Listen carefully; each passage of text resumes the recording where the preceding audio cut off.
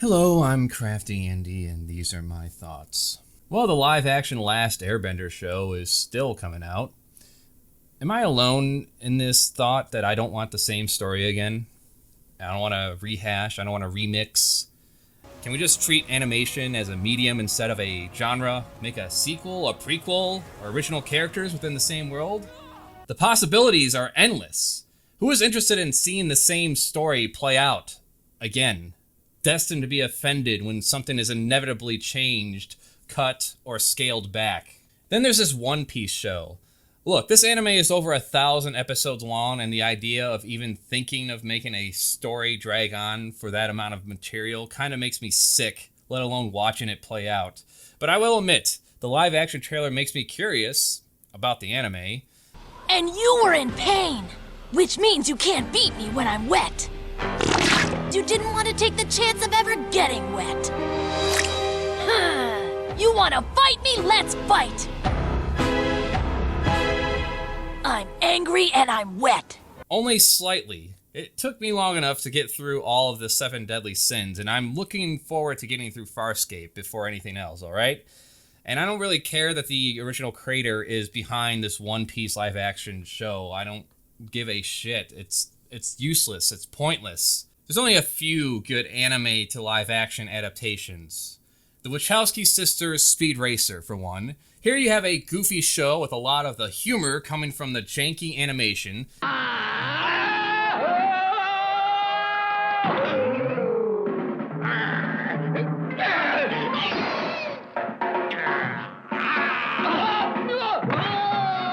the way Speed, you're a chip off the old block. Show them they can't fool with racers. Taking itself way too serious with over-the-top stories involving superpowered cars, races where half the drivers seem to perish in high-speed crashes. One episode called The Mammoth Car involves a race featuring all types of drivers, with the Mammoth Car being a 500-foot-long behemoth that has an individual engine working each tire and also houses a gang of motorcyclists. And here's how Speed Racer casually drives to the beach. Oh, there's the ocean up ahead, Speed. Mm-hmm.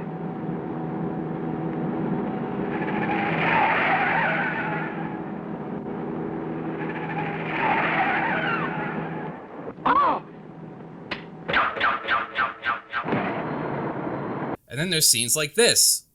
One thing you didn't figure was how far I can kick my foot. Oh, by the way, Speed, I forgot to mention how good I am at cards.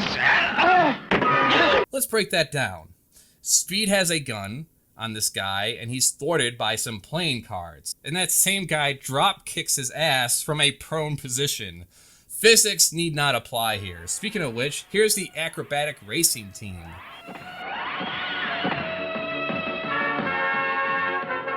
The car acrobatic team. Daredevil drivers.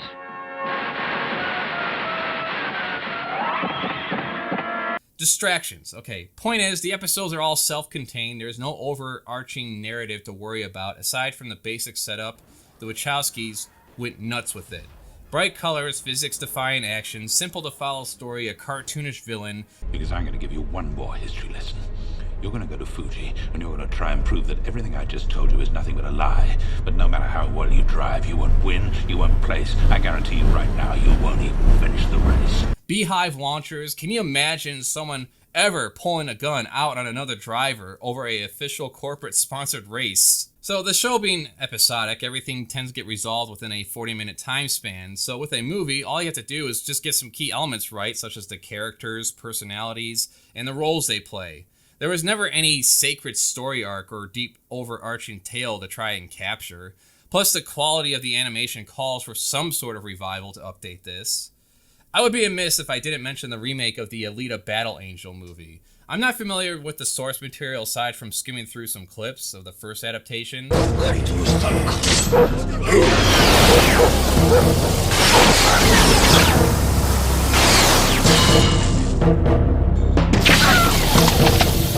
Aside from the live-action movie being PG-13, it's well acted, well choreographed. I can actually tell what's going on in the action scenes. I only wish to have seen how this all concludes. I imagine with that sky sanctuary crashing to the earth. But like the collapse of our corporate overlords. It'll never happen since the movie didn't do well, because of course it didn't.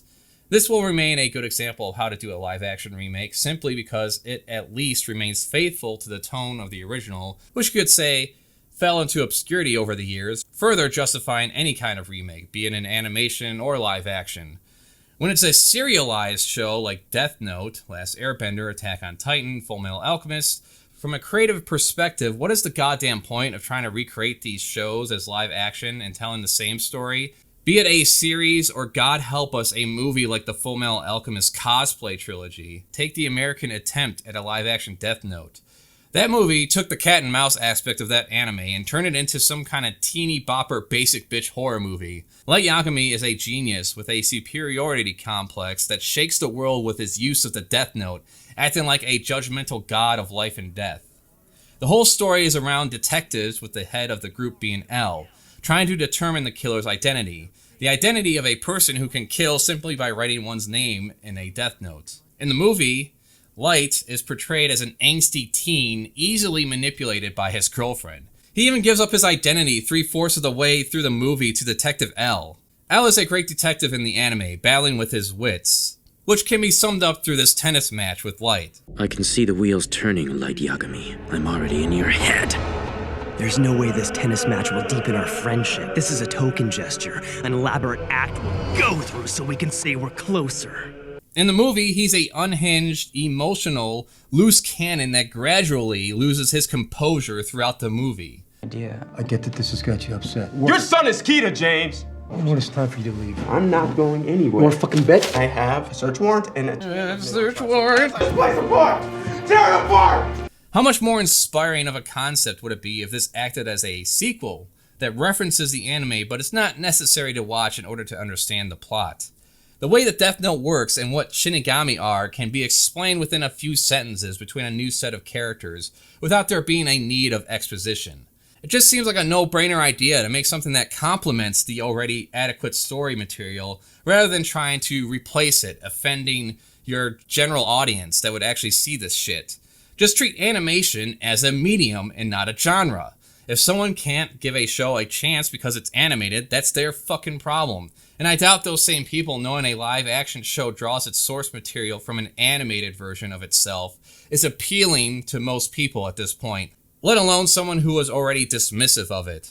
And while we're at it, we don't need a live-action How to Train Your Dragon remake, alright?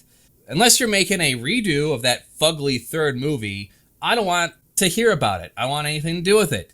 I'd much rather binge some Toothless and Hiccup material on E621. Oh my, there's a nice one. Unless there's something you can do to improve the original material, do something unique. An example would be the 80s Blob remake compared to the original, the Thing remake compared to the original, something along those lines. Unless something like that is happening, don't fucking bother. It's a waste of time, it's a waste of money, and I don't understand how anyone can even be interested in reliving the same story, but ultimately an inferior version of the original story. And since I'm here drawing the character Stitch, something that's going to be added to my Stitch shrine, might as well just talk about the Lilo and Stitch live action movie that's in the works too, that's coming out next year. Again, it's just the same immediate response. Why? What can you possibly do better than what we already have with the animated version? It's just going to be another CGI mess, and I doubt we will see anything unique, considering how subpar a lot of the other live-action Disney remakes seem to be. I say seem to be because I haven't really bothered to watch almost all of them. I didn't have much of a problem with the Beauty and the Beast remake, aside from some of the visuals looking pretty dark and drab compared to the animated version. But even then, I don't see much of a point in doing this. I would rather browse Lilo and Stitch material on E621. Maybe not.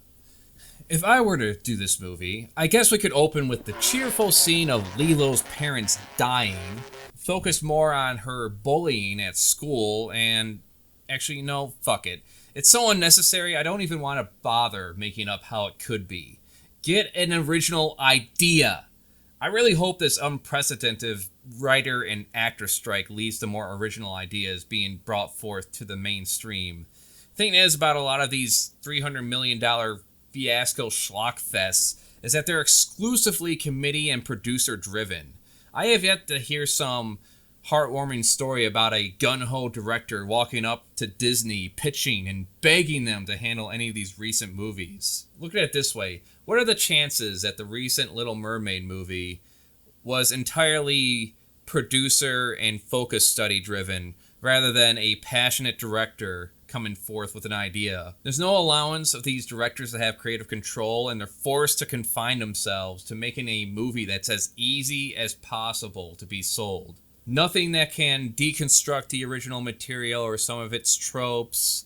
Nothing that's too challenging. Everything has to be surface level and easy to swallow. So strike on, workers. Let's tear down this machine just a little bit and humble it. These are just my thoughts, though. Comment me ideas, subscribe, Patreon for early videos and art, prints for sale at the store, streaming progress of projects at the CraftyAndy channel, Pause Off channel for gaming highlights, Weird Zors for other stuff. Squigs Weasel is live gaming on Kick under Squigs Weasel.